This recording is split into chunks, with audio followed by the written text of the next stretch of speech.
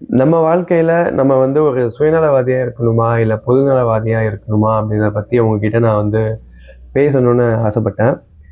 இந்த சுயநலவாதிக்கும், பொதுநலவாதிக்கும் என்ன டிஃபரன்ஸ்ன்றத எனக்கு தெரிஞ்ச எக்ஸாம்பிள் வச்சு உங்களுக்கு டிஃபரன்ஷியேட் பண்ணி சொல்றேன். இப்ப வந்து நீங்க வந்து ஒரு சுயநலவாதின்றத எப்படி இருப்பாங்க அப்படின்னா, இப்போ உதாரணத்துக்கு உங்க வீட்ல வந்து ஒரு உணவு பண்றாங்க. அந்த ஃபுட் வந்து உங்களுக்கு ஃபேவரைட் ஃபுட்டுன்னே வச்சுப்போம். அந்த ஃபுட்ட பார்த்த உடனே நீங்க வந்து உங்களுக்கு பிடிச்ச மாரி எடுத்து சாப்பிட ஆரம்பிச்சுடுறீங்க. அது வந்து மத்தவங்களுக்கு சரியான அளவுல போய் சேர்ந்துதா என்னன்றத பத்திலாம் நீங்க கவலைப்படல. எனக்கு பிடிச்ச உணவு நான் சாப்பிடுறேன் அப்படின்றத நீங்க வந்து நெறையவே நல்லாவே சாப்பிட்டுறீங்க. அதனால மத்தவங்களுக்கு வந்து கொஞ்சம் கம்மியாயிடுது, ரொம்பவே கம்மியாயிடுது அப்படின்னா, இது ஒரு கைண்ட் ஆஃப் சுயநலம் தான். அதே மாரி இப்ப நீங்க பஸ்ல போறீங்க. உங்க பக்கத்துல வந்து ஒரு 60 வயது மிக்க ஒரு நபர் வந்து ஒரு வயசானவர் நிக்கிறாரு. உங்களுக்கு தெரியும் உங்களோட ஸ்டாப்பிங் வந்து இன்னும் 2 ஸ்டாப்பிங்ல வந்துரும். இருந்தாலும் உங்களுக்கு வந்து அந்த சீட் அவருக்கு குடுக்க மனசே வரல. அதாவது பஸ்ல வந்து இவ்வளோ பேர் இருக்காங்க. நான் எதுக்கு வந்து என்னோட சீட்ட அவகிட்ட குடுக்கணும்? நானும் தானே பஸ்ல வந்து டிக்கெட் வாங்கிட்டு வரேன். ஸோ அதனால வந்து நான் குடுக்க மாட்டேன். அப்படின்னு உங்களுக்குள்ளேயே ஒரு மனசுல யோசனையோட உட்கார்ந்துருக்கீங்க. இது ஒரு எக்ஸாம்பிள். 3வது வந்து நீங்க வந்து ஆஃபீஸ்ல இருக்கீங்க. ஒரு இம்பார்ட்டன்ட் ப்ராஜெக்ட். இத வந்து டீமா சேர்ந்து பண்ணா அந்த ப்ராஜெக்ட்ட கொஞ்சம் சீக்கிரம் முடிக்கலாம்.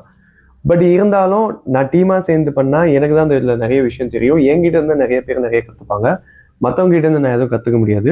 அதனால நான் ஒர்க் பண்றத மட்டும் என் மேனேஜர் அளவுல வந்து ப்ரூவ் பண்ணிக்கிட்டே இருக்கணும். மத்தவங்களுக்கு எனக்கு தெரிஞ்சத வந்து மத்தவங்களுக்கு நான் சொல்லி தர மாட்டேன். அப்படின்ற ஒரு மனநிலையில இருக்கீங்க அப்படின்னா, அதுவுமே ரொம்ப சுயநலம் தான். பிகாஸ் எல்லாருமே அப்படி எனக்கு தெரிஞ்சது வந்து மத்தவங்களுக்கு சொல்லிக் கொடுக்க கூடாதுன்னு ஒரு மைண்ட் செட்ல இருக்காங்க அப்படின்னா, இந்த உலகத்துல யாருமே எதுவுமே கத்துக்க முடியாது. அதான் உண்மை. சரி, ஓகே. இப்போ வந்து நம்ம வந்து சுயநலமா இருக்கணுமா, பொதுநலமா இருக்கணுமா, மனிதர்களான நம்ம அப்படின்னு கேட்டீங்கன்னா, இது 2த்துக்கும் கொஞ்சம் எப்படி பொதுவா இருக்கணும் அப்படின்றத தான் நீங்க பார்க்கணும். 2த்துக்கும் நடுநிலைமையா இருக்கணும். ஏன் சொல்றேன் அப்படின்னா, நீங்க ரொம்ப சுயநலவாதியா இருக்கீங்க அப்படின்னா, உங்களோட யாருமே பழக மாட்டாங்க. எல்லாருமே உங்கள விட்டு விலகி போகணும்னு தான் நினைப்பாங்க, கொஞ்ச நாள் பழகிட்டு. இதுவே நீங்க வந்து ரொம்ப பொதுநலவாதியா இருக்கீங்க அப்படின்னா, உங்கள வச்சு அவங்க எப்படி மேல வரணும்னு தான் பார்ப்பாங்களே தவிர, அவங்களும் மேல வரணும், நீங்களும் மேல வரணும்னு உங்கள தூக்கி விடுவாங்கன்றத வந்து நீங்க எதிர்பார்க்கக்கூடாது. ஸோ அப்படி இருக்கு. ஸோ அப்படி இருக்கும்போது நான் எனக்கு தெரிஞ்ச உதாரணத்த வச்சு நான் வந்து உங்களுக்கு இன்னொரு எக்ஸாம்பிள் சொல்றேன். என் லைஃப்ல ரியலா நடந்தது இது. இது என்னன்னு பார்த்தீங்கன்னா, நான் வந்து என்னோட சொந்த ஊரான தேனிக்கு வந்து ஒரு டைம் ட்ரெயின்ல போயிட்டு இருந்தேன். ஸோ அப்படி போயிட்டு இருக்கும்போது என்ன ஆச்சுன்னு பார்த்தீங்கன்னா, ஒரு 50, 55 வயசுல இருக்கிற ஒரு அம்மா வந்து என்கிட்ட சொன்னாங்க. இது மாரி நான் வந்து ஆக்சுவலா ட்ரெயின்ல வந்து எனக்கு லோவர் சீட் கிடைச்சது. அவங்களுமே வந்து லோவர் சீட்ல தான் உட்காந்துருந்தாங்க ட்ரெயின்ல. இது மாரி ஒரு அப்பர் சீட் இருக்குப்பா, நீ வந்து அங்க மாத்திக்கிறியா? எனக்கு ஏற கஷ்டமா இருக்கும் அப்படின்னாங்க. ஸோ எனக்குமே வந்து சரி, ஓகே, ஒரு 50 வயசு 55 வயசு அவங்களுக்கும் வந்து அவ்வளோ தூரம் ஏறணும்னா மிடில் இருந்தால் கூட பரவாயில்ல, அப்பரில் இருக்கு, அவங்களுக்கும் ஏற கஷ்டமா இருக்கும்.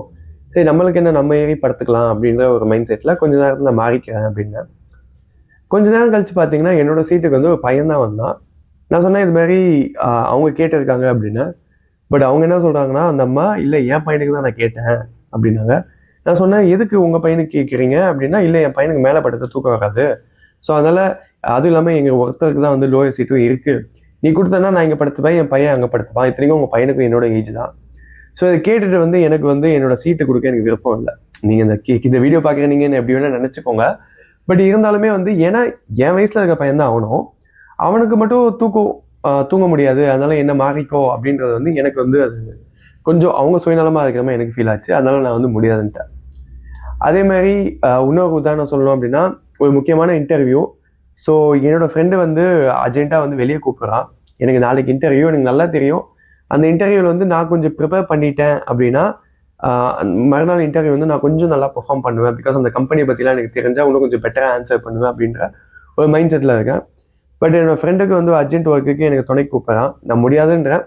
பட் இருந்தாலும் அவனால் புரிஞ்சுக்க முடியல. பட் இருந்தாலும் அவன் மனசு கஷ்டப்பட்டாலும் பரவாயில்ல, நான் எடுக்கிறதா டிசிஷன் சொல்லிட்டு நான் வந்து போகாமல் விட்டுட்டேன். இருந்தாலும் அவனுக்கு கொஞ்சம் வருத்தப்பட்டான். அந்த இன்டர்வியூ நான் நல்லா தான் பண்ணேன், அதனால நல்ல ரிசல்ட்டும் எனக்கு வந்தது. லேட்டராக அவன்கிட்ட சொல்லி நான் புரிய வச்சுக்கிட்டேன்.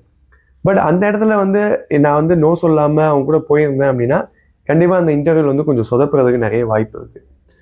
ஸோ நான் இதுலேருந்து என்ன சொல்ல வரேன் அப்படின்னா, நம்ம வந்து முடிஞ்ச அளவுக்கு சில இடத்துல வந்து சில நேரத்தில் வந்து சுயநலமாக இருக்கிறது வந்து தப்பு இல்லைன்னு தான் நான் சொல்லுவேன்.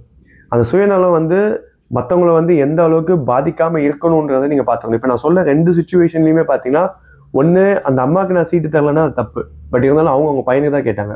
இதனால பாதிப்புன்றத பார்த்தீங்கன்னா அந்த அம்மாவுக்கு எதுவுமே இல்லை. 2வது வந்து நான் வந்து அந்த இன்டர்வியூ பண்ணாமல் இருந்ததுன்னா கண்டிப்பாக எனக்கு அதில் ரொம்ப பெரிய டிஸ்அட்வான்டேஜ் தான். பட் இருந்தாலுமே வந்து லேட்டராக வந்து எங்கள் ஃப்ரெண்டுக்கிட்ட சொல்லி நான் புரிய வச்சுக்கிட்டேன். பட் நான் என்ன சொல்ல வரேன் அப்படின்னா, நீங்கள் வந்து ரொம்ப ஜெனரஸாகவும் இருக்க வேணாம், ரொம்ப வந்து நீங்கள் தான் முக்கியம், உங்கள் லைஃப் தான் இம்பார்ட்டன்ட், மற்றவங்க எப்படி போனால் எப்படி அப்படின்ற ஒரு மைண்ட் செட்லையும் இருக்காதுங்க. அப்படி இருந்தால் எதார்த்தனான என்னன்னே தெரியாமல் போய்டும் நம்ம லைஃப்பில். இதனால் வந்து நிறைய பேரை வந்து நம்ம லூஸ் பண்ணுற மாதிரி தான் இருக்கும். ஸோ முடிஞ்ச அளவுக்கு கொஞ்சம் யதார்த்தமாக இருங்க. அது வந்து எந்தெந்த விஷயத்தில் இருக்கணுன்றதை தெரிஞ்சுக்கிட்டு இருங்க. எல்லா விஷயத்துக்கும் ஆமாம் ஆமான்னு சொல்லிட்டு மற்றவங்களை வந்து உங்க காயப்படுத்தினாலோ இல்லை பரவாயில்ல இருக்கட்டும் அப்படின்ற மாதிரி ரொம்ப ஒரு நல்ல பேர் வாங்கி கடைசி வரைக்கும் இவன் நல்லவன்ற பேர் மட்டும்தான் இருக்குமே தவிர அவங்கனால உங்களுக்கு எந்த ஒரு பயனும் இல்லாத மாதிரி இருக்கும். உங்களால தான் மற்றவங்களுக்கு பயன் இருக்கிற மாதிரி இருக்கும். ஸோ முடிஞ்ச அளவுக்கு கொஞ்சம் செல்ஃபிஷாக இருங்க, தப்பு இல்லை. அது வந்து மற்றவங்களை பாதிக்காத அளவுக்கு நீங்கள் பார்த்துக்கோங்க.